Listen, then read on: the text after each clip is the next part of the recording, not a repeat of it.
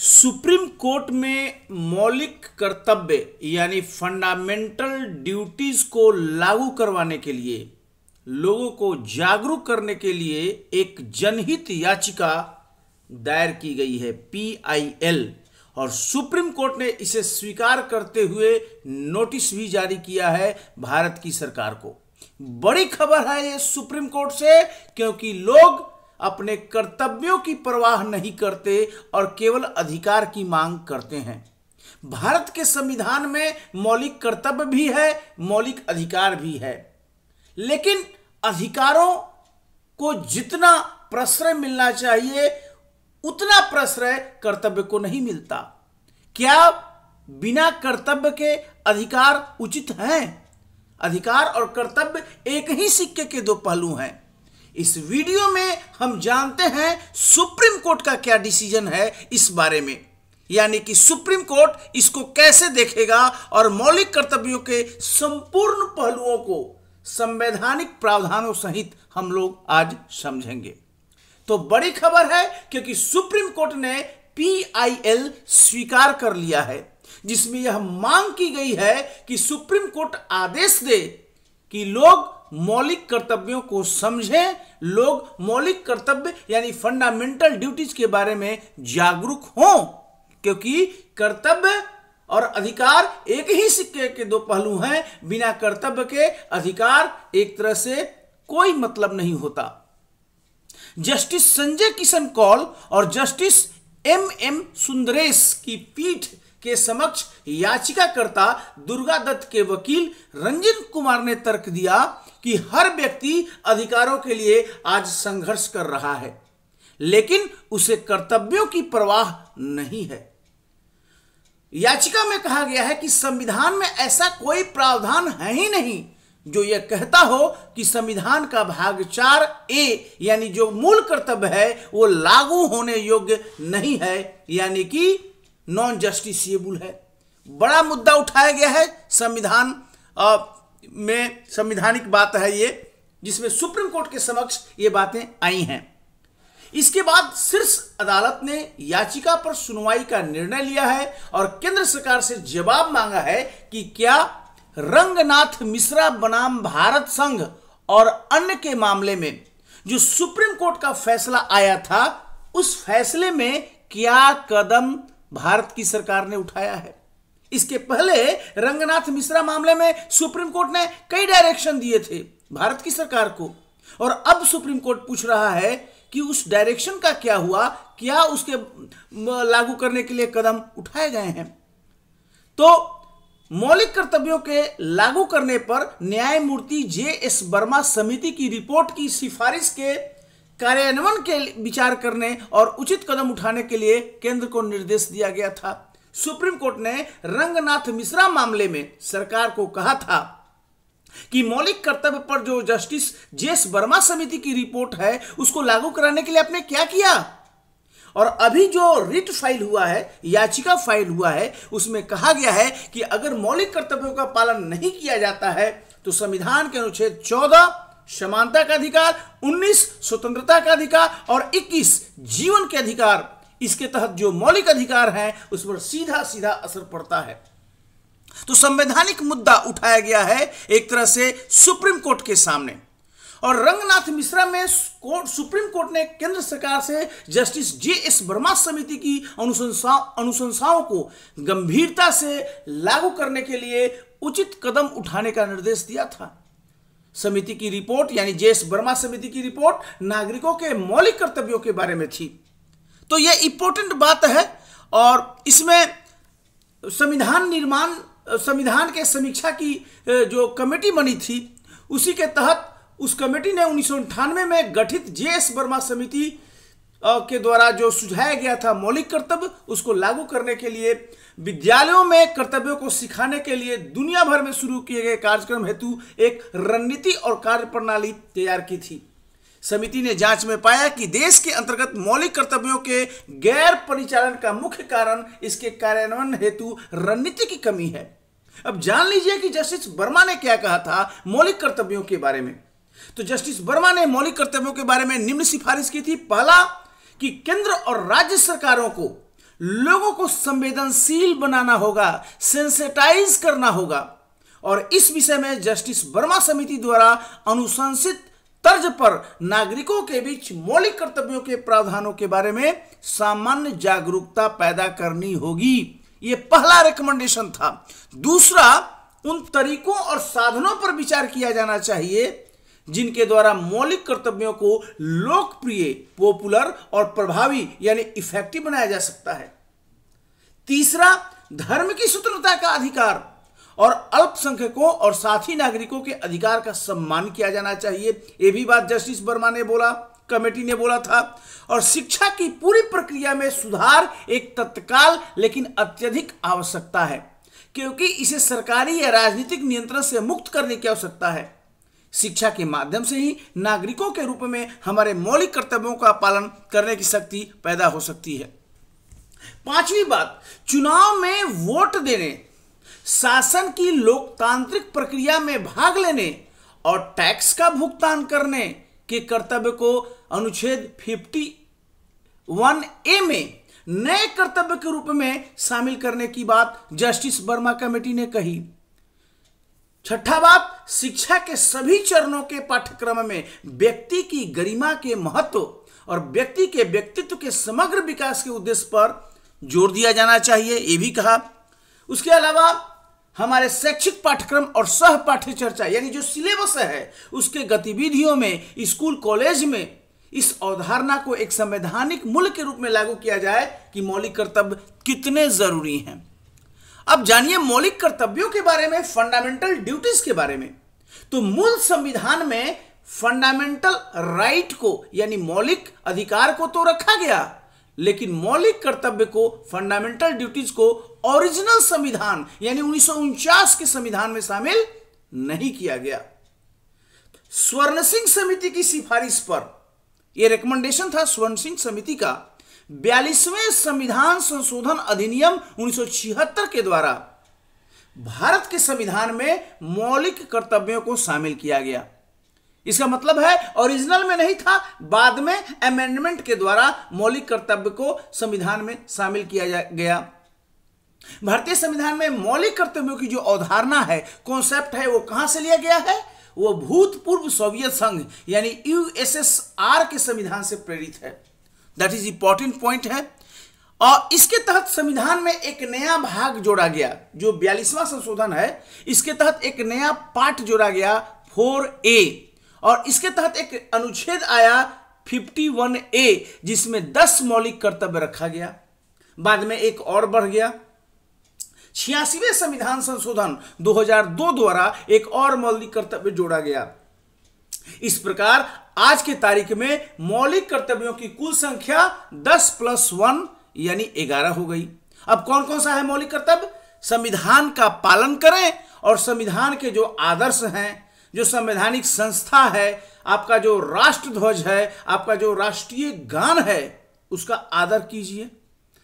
अब ये देखना होगा कि कितने लोग संविधान का पालन करते हैं और संवैधानिक आदर्शों और संस्थाओं के प्रति कितना एक तरह से फील करते हैं। ये बहुत कम पाया जा रहा है आज के युवा पीढ़ी में। दूसरा, स्वतंत्रता के लिए राष्ट्रीय आंदोलन को प्रेरित करने वाले उच्च आदर्श। क्या उच्च आदर्श थे? जैसे स्वतंत्रता, समानता, भ्रातृत्व, ये सब थे। उनको हृदय में संजोए रखें और उनका पालन करें। अब हृदय में संजोए 1 मिनट भी नहीं रहता। भारत की संप्रभुता, एकता और अखंडता की रक्षा करें और अक्षुण्ण रखें। अब आप देखिए कि देश में ही टेररिस्ट एक्टिविटी होती है, यहीं पर नक्सलिज्म है जो सोचता है कि एक टुकड़े को भारत से अलग कर दिया जाए। कितनी जातीय, धार्मिक, भाषाई अलग अलग चीजें हैं। तो ये फंडामेंटल ड्यूटीज बहुत इंपॉर्टेंट, लोगों को बाइंड करने में, बांधने में भूमिका निभा सकती है। देश की रक्षा करें और आह्वान किए जाने पर राष्ट्र की सेवा करें।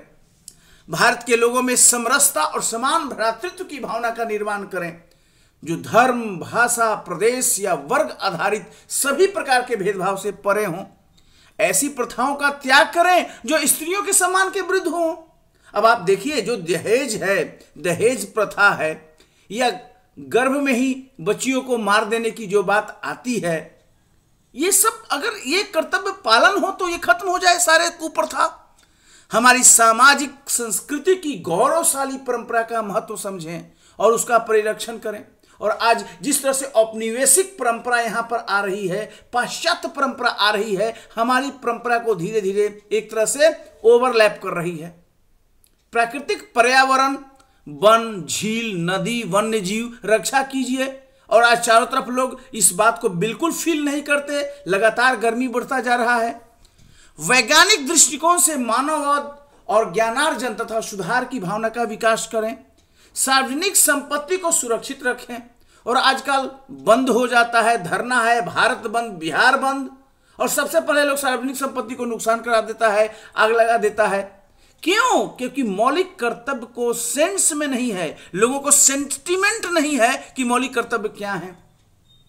व्यक्तिगत और सामाजिक गतिविधियों के सभी क्षेत्रों में उत्कर्ष का भावना हो।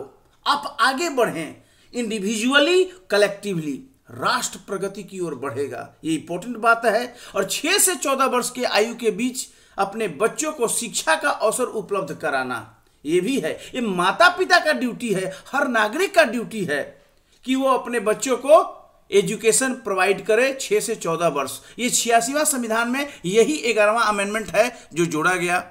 अब विशेषता क्या है मौलिक कर्तव्य का?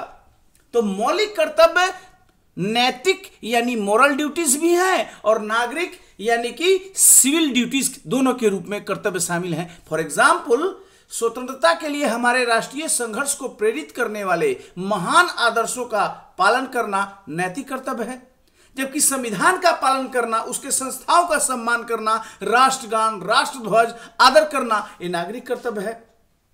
इसलिए कहा गया कि जो मौलिक कर्तव्य हैं, फंडामेंटल ड्यूटीज हैं, वो दोनों हैं, नैतिक भी हैं और नागरिक भी हैं।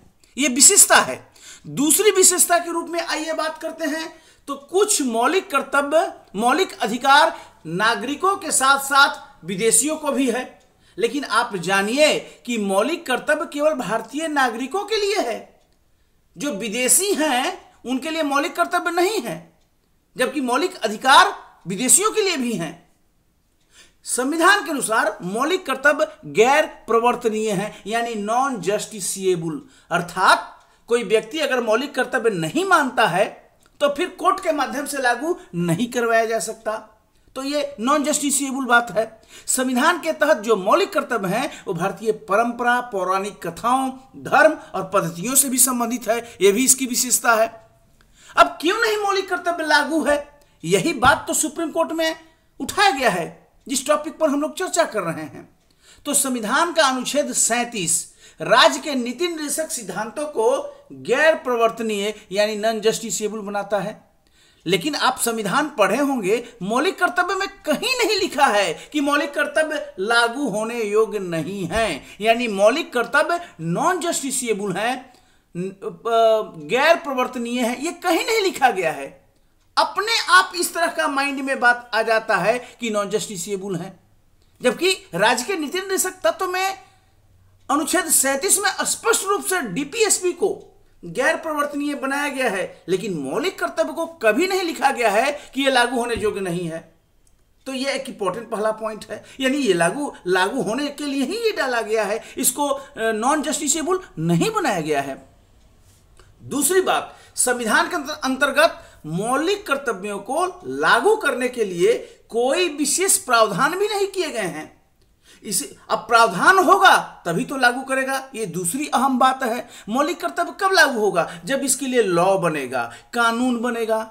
लेकिन चूंकि लॉ नहीं बना है, विशेष प्रावधान नहीं किया गया है, सो अगर कोई इसका उल्लंघन करता है तो कोई दंड नहीं दिया जा सकता जब तक कि विशेष लॉ ना बन जाए, प्रावधान ना बन जाए। फॉर एग्जाम्पल, संविधान का सम्मान करना है और आप नहीं कीजिएगा, कोई दिक्कत नहीं, क्योंकि संविधान के अपमान के लिए दंड नहीं है कोई, यानी कि लॉ ही नहीं बना है जो इसको दंडित करे।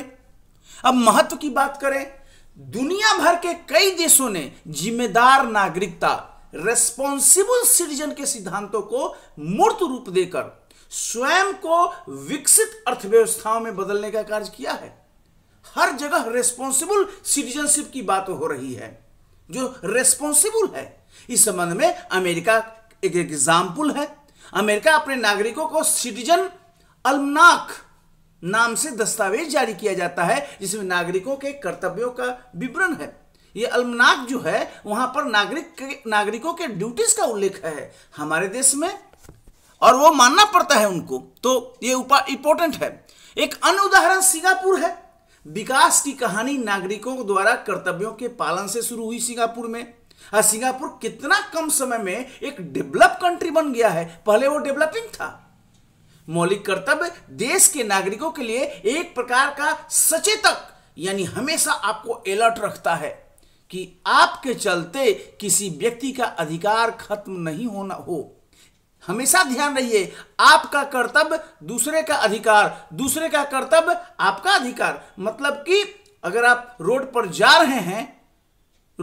रहे हैं आपका अधिकार है, तो दूसरे को कर्तव्य भी है कि आपको वो डिस्टर्ब न करे, नियम में रहते हुए। अब असामाजिक गतिविधि जैसे झंडा जलाना, सार्वजनिक संपत्ति को नष्ट करना, सार्वजनिक शांति को भंग करना आदि के विरुद्ध एक चेतावनी के रूप में मौलिक कर्तव्य करता है। ये महत्व है। राष्ट्र के प्रति जो अनुशासन है, डिसिप्लिन है, प्रतिबद्धता की भावना को बढ़ावा देने के साथ साथ नागरिकों की सक्रिय भागीदारी भी सुनिश्चित करता है ये मौलिक कर्तव्य। अब इसकी आलोचना की गई है कि सूची भी पूर्ण नहीं है। मौलिक कर्तव्य 11 है, लेकिन कहते हैं कि कई सूची नहीं है। कुछ लोग कहते हैं कि कई इंपॉर्टेंट कर्तव्य इसमें है ही नहीं, जैसे टैक्स देने का जो कर्तव्य है कि सभी नागरिक टैक्स देंगे, सब लोग वोट देंगे, ये सब अभी शामिल ही नहीं है। इसलिए कहते हैं कि फाइनल लिस्ट नहीं है। जेएस वर्मा ने भी कहा कि कुछ और कर्तव्यों को शामिल करना होगा। कई मौलिक कर्तव्यों को सही से डेफिनेशन ही नहीं दिया गया, परिभाषित नहीं किया गया। आम आदमी के लिए मौलिक कर्तव्य में जटिल शब्द जैसे समग्र संस्कृति, महान आदर्श, अब क्या महान आदर्श है पता ही नहीं चलता। तो यह क्रिटिसिज्म है। इन कर्तव्यों को कानून द्वारा लागू नहीं किया सकता है, जब तक कानून बनेगा तभी लागू होगा। संविधान में इसके होने का कोई महत्व नहीं है, ये आलोचक कहते हैं। लेकिन ये मानना है कि मौलिक कर्तव्य अपने आप में जस्टिसिएबल हैं। कानून बनेगा, अगर आप ट्राई कलर का अपमान करते हैं तिरंगा का, तो आपको दंडित किया जा सकता है। भाग 4A में रखा गया है, जो कि राज्य के नीति निर्देशक सिद्धांत के बाद आता है, इसलिए लोग महत्व नहीं देते हैं। तो कुल मिलाकर इन बातों को समझना है कि मौलिक कर्तव्य आज रेलिवेंट हैं, प्रासंगिक हैं। 3 दशक बाद भी नागरिकों को जागरूकता की कमी है। लोग एकदम अल्हड़ टाइप के दिखते हैं, क्योंकि समझते नहीं है कि हमारा कर्तव्य है दूसरे के अधिकार को एक तरह से अक्षुण्ण रखना। 2016 में भी एक PIL आई थी सुप्रीम कोर्ट में, जिसमें वकील, जज, सांसद 99.9% नागरिक संविधान के अनुच्छेद 51A में जो कर्तव्य हैं उसको पूरा नहीं करते। क्यों? वो जानते ही नहीं कि 11 कर्तव्य क्या है। आप किसी से पूछिए, भैया बताओ 11 कर्तव्य कौन कौन से हैं, कोई नहीं बताएगा। मेरा यकीन है, विश्वास है कि 11 कर्तव्य अक्षर से कोई बताएगा नहीं। अधिकार तुरंत बताएगा। समानता का अधिकार, धर्म का अधिकार, जीवन का अधिकार, अन्याय के विरुद्ध अधिकार, नौकरी पाने का अधिकार, रिजर्वेशन का अधिकार, सब है। पूछे थोड़ा कर्तव्य भी बता दो, कहीं वो तो सोचना पड़ेगा, देखना पड़ेगा। तो जरूरी है लोगों को अलर्ट कीजिए, इसीलिए तो PIL फाइल की गई है सुप्रीम कोर्ट में। वर्तमान में भारत की प्रगति के लिए मौलिक कर्तव्य के निर्वहन की आवश्यकता पर जोर देना अनिवार्य हो गया है। गौरतलब है कि कई घटनाओं से ऐसा प्रतीत होता है कि देश में भाईचारे की भावना कम हो गई है। वैसे भी कोरोना काल में लोग घर में कैद हो गए, भाईचारा तो धीरे धीरे कम हो रही है। सोशल डिस्टेंसिंग हो गया ज्यादा, तो फिर आपस में फ्रेटर्निटी भी कम हो रहा है। लोग अब मोबाइल पर ज्यादा देख रहे हैं, व्हाट्सएप, फेसबुक, यूट्यूब, इस पर ज्यादा हो रहा है। पहले लोग मेल मिलाप करते थे। इसलिए जरूरी है कि फंडामेंटल ड्यूटीज के भावना को इंजेक्ट किया जाए लोगों में, उसके माइंड में सेंसिटाइज किया जाए कि वो समझें। नागरिक अपने मौलिक अधिकार के साथ साथ मौलिक कर्तव्यों का निर्वहन अगर नहीं करेगा तो भारतीय समाज में लोकतंत्र का जो जड़ है वो कभी मजबूत नहीं हो पाएगा। निष्कर्ष यह है कि गैर प्रवर्तनीय, non justiciable, legally non justiciable है, वैसे कहा नहीं गया है। इसके बावजूद मौलिक कर्तव्य की अवधारणा भारत जैसे देश के लिए बहुत महत्वपूर्ण है। एक लोकतंत्र को तब तक लाइव यानी जीवंत नहीं कहा जाएगा जब तक लोग शासन में भाग न ले। सक्रिय भागीदारी न करे, देश के सर्वोत्तम हित के लिए जिम्मेदारी संभालने हेतु तैयार न हो। आप वोट ही नहीं देने जाते हैं, जिस वोट से देश का शासन का बागडोर आपके रिप्रेजेंटेटिव के हाथ में आता है। अतः जो मौलिक कर्तव्य हैं उसकी अवधारणा को समाप्त करना बिल्कुल भी भारतीय हित में नहीं है। विभिन्न पहलुओं पर चर्चा की जानी चाहिए और देखते हैं कि सुप्रीम कोर्ट क्या करता है। अब क्वेश्चन आइए, आंसर आइए, यूपीएससी, बीपीएससी, कोई भी कंपटीशन हो, मौलिक कर्तव्य पर क्वेश्चन पूछेगा, इस वीडियो से आप उत्तर दे सकते हैं। इसमें सारे फैक्ट शामिल किए गए हैं। एक क्वेश्चन है आपके सामने कि मौलिक कर्तव्य तो गैर परिवर्तनीय है, यानी नॉन जस्टिसेबल है, इसके बावजूद महत्वपूर्ण स्थान रहता है, आलोचनात्मक समीक्षा कीजिए। तो हमने उत्तर बताया है कि किस तरह से मौलिक कर्तव्य जो है प्रासंगिकता है, ये पॉइंट आप दे सकते हैं, प्रासंगिकता क्या है।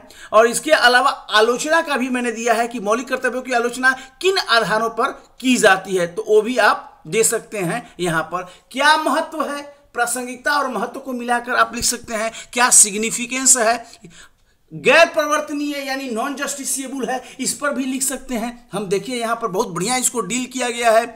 और इसके अलावा विशेषता भी पूछता है अलग से, एक सेपरेट क्वेश्चन, क्या फीचर है, प्रॉपर्टीज क्या है फंडामेंटल ड्यूटीज का, तो आप ये लिख सकते हैं यहां से। इसके अलावा कौन कौन से 11 मौलिक कर्तव्य हैं, लिस्ट भी दिया है। और यहां से तो पूरा का पूरा आपका ऑब्जेक्टिव लिखे हैं, कहां से लिया गया है, किस पार्ट में है, कौन से आर्टिकल में है, किसके रिकमेंडेशन पे है, पूरा का पूरा यहां पर आपको दिया हुआ है। और इस उद्देश्य में हमने बताया अब सुप्रीम कोर्ट में ये PIL फाइल हुआ है। अब देखिए सुप्रीम कोर्ट क्या करता है, क्योंकि सुप्रीम कोर्ट ने इस PIL को तो एडमिट कर ही लिया है। अब सरकार को नोटिस जारी किया है कि JS वर्मा कमेटी ने जो मौलिक कर्तव्य को लागू करने के लिए रिकमेंडेशन दिया था, उसको लागू करवाने के लिए आपने क्या किया अभी तक, इसी के बारे में है।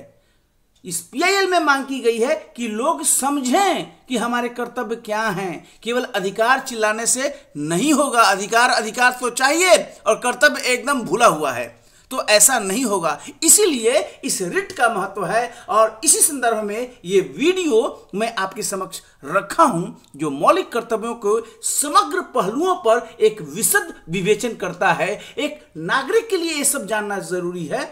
साथ में जो प्रतियोगी परीक्षाओं के विद्यार्थी हैं, जहां पर ऑब्जेक्टिव सब्जेक्टिव कोई भी क्वेश्चन पूछता है, इस वीडियो की मदद से आप उसका उत्तर दे सकते हैं। इस वीडियो को देखने के लिए धन्यवाद। निवेदन है इसको अधिक से अधिक लोगों को ट्रांसफर कीजिए इस वीडियो के लिंक को, क्योंकि जब तक इस कर्तव्य को लोग नहीं जान पाएंगे तब तक केवल अधिकार के आधार पर संविधान की गाड़ी नहीं चलेगी। इसलिए जरूरी है सब लोग एक दूसरे को जाने, समझे, बूझें।